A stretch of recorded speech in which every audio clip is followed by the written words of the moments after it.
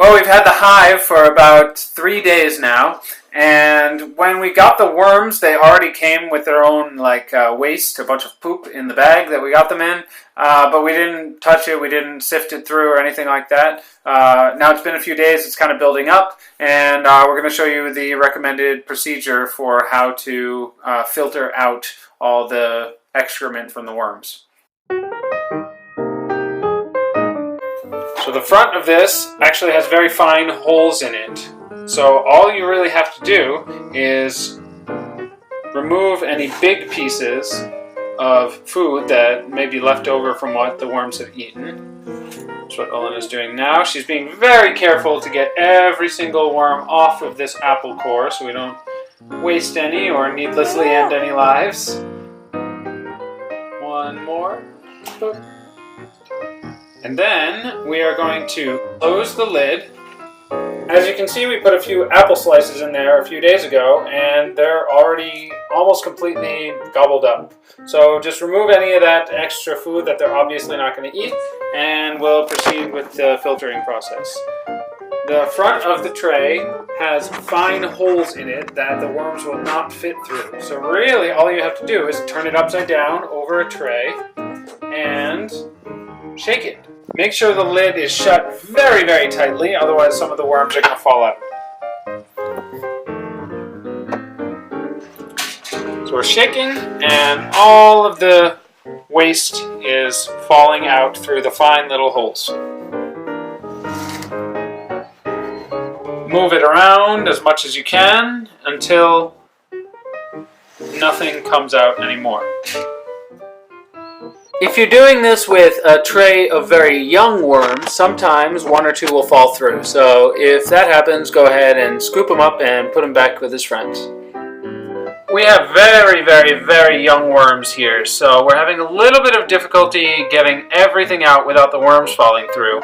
So we're going to go ahead and use this very fine strainer that we have. If you have anything like this, you can go ahead and use that instead. Start by adding just a little bit of them. I'd say we should add about half of these. They're mixed with some oats and other foods that we've been feeding them. Alright. And then give that a little shake.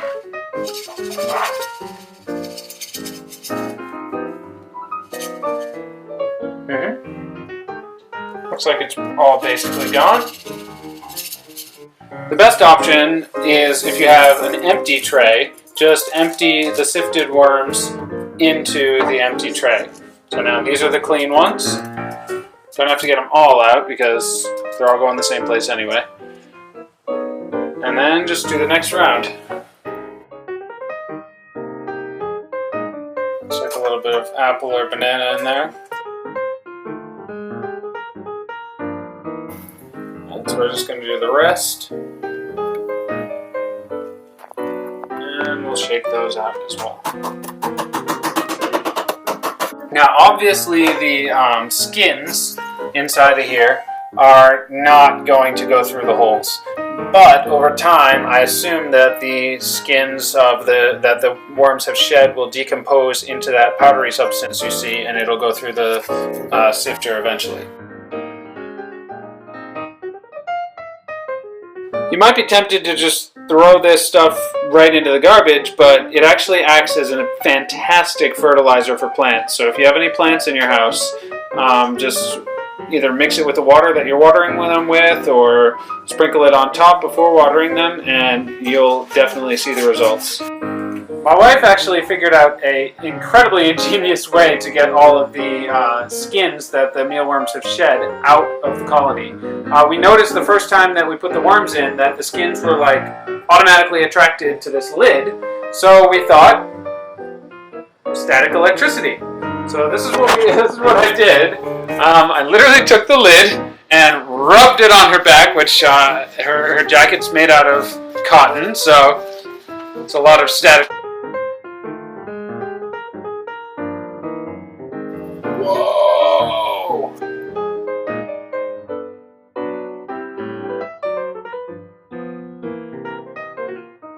Another way you can do it is just to blow on the worms, and the skins will go flying, but then you're going to end up with a mess on your kitchen floor. So I'm not in favor of this technique.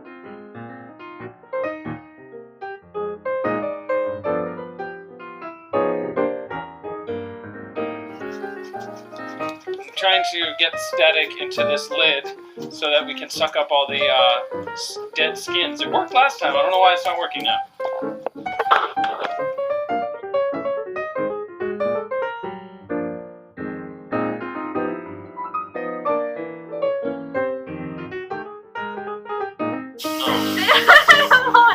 No. Say it! You talk. Say how I did it! So, Olena realized that the skins are so light that she just blew on them into the bathtub and we're washing them down the drain. Not the most effective method in my opinion. It's gotten all in her hair. We just got our first worms. We're super excited. We've got 2 trays full, really, really young ones, and one's a little bit older. And it's really funny because my first impulse when we're trying to figure out how this thing works is to, well, go on YouTube and find a how-to on exactly how this works. But then I'm just like, wait a second. We kind of have to make that how-to, don't we? So, you know, it just hasn't been around for long enough. So we've got a lot of work to do.